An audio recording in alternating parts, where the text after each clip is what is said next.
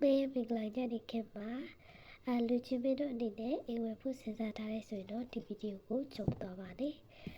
အခုပြောပြမယ့်အချက်တွေကိုမသိဘူးဆိုရင်တော့လူချင်းမင်းတို့အိမ်ဝယ်တဲ့ချိန်မှာငွေတွေကိုဆိုရှယ်သွားနိုင်ပါတယ်ပထမဆုံးအနေနဲ့ပိုင်ဆိုင်မှုကိုစစ်ဆေးရပါမယ်ဒီရောင်းတဲ့လူတွေကဒီအိမ်ကိုအမှန်တကယ်ပိုင်ဆိုင်လားဆိုတာနဲ့ပတ်သက်ပြီးတော့မှတိကျစစ်ဆေးထားဖို့လိုပါတယ်ကိုကမစစ်ဆေးခင်ပြီဘူးဆိုရင်တော့အိမ်ဝယ်ပြီးကိုအိမ်မပိုင်တဲ့အခြေအနေထားမျိုးထိရောက်သွားနိုင်ပါတယ်။နံပါတ်1ကတော့မြေအမျိုးအစားကိုစစ်ဆေးရပါမယ်။အိမ်တန်ဖိုးတဲ့မြေအမျိုးအစားမှန်ဆိုတာကပိုပြီးတော့မှအရေးကြီးပါတယ်။ဒီအိမ်ကဂရမ်မြေလားဒါမှမဟုတ်ရင်လေယာမြေလား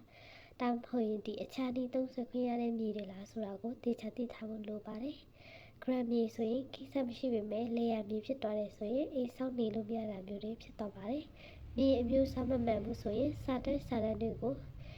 စစ်ဆေးနေရတယ်မပြီးနိုင်ပဲနဲ့ငွေပဲကုန်သွားနိုင်ပါတယ်နံပါတ်3အနေနဲ့စာရွက်စာတမ်းတွေမစုံဘူးဆိုရင်မဝယ်သင့်ပါဘူးအိမ်ဝယ်ခင်မှာဒီအိမ်နဲ့ပတ်သက်ပြီးတော့မှဒီ grant တွေရှိလားစာချုပ်အဆင့်တွေရှိလား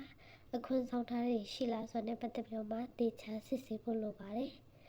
နံပါတ်4အနေနဲ့ကတော့ငွေကိုအမြဲမချေပါနဲ့ဒီအိမ်နဲ့ပတ်သက်ပြီးအိမ်ကိုကြည့်လိုက်တာနဲ့ဒီအိမ်ကအရင်စိတ်ဝင်စားဖို့ကောင်းတယ်ကိုကလည်းကြိုက်တယ်ဆိုတာနဲ့ငွေတန်မချပါနဲ့ဒီအိမ်နဲ့ပတ်သက်တဲ့စာရွက်စာတမ်းတွေကိုတေချာစစ်ဆေးပါစစ်ဆေးပြီးတော့မှစာချုပ်နဲ့တည်တည်ချာချာစီရငွေချပြီးတော့မှပဲဒီအိမ်ကိုဝယ်ယူပါ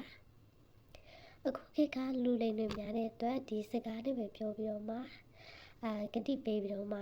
စီရပေးထားလိုက်ဆိုတာမျိုးတွေနဲ့ကိုကစီရပေးထားတဲ့ပါဦးကိုကဒီအိမ်ကိုကြိုက်ပြီးဆိုတာနဲ့ဒီစာရွက်စာတမ်းတွေကိုစစ်ဆေး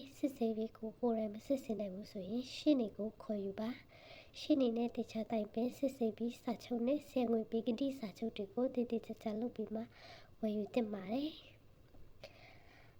အားလုံးပဲကျေးဇူးတင်ပါတယ်ကျမတို့ဒီဟာနဲ့ပတ်သက်ပြီးတော့မှနောက်ထပ်ဗီဒီယိုတွေလည်းထပ်ပြီးတော့မှပြပြပြီးတော့မှဖြစ်တဲ့အတွက်မလို့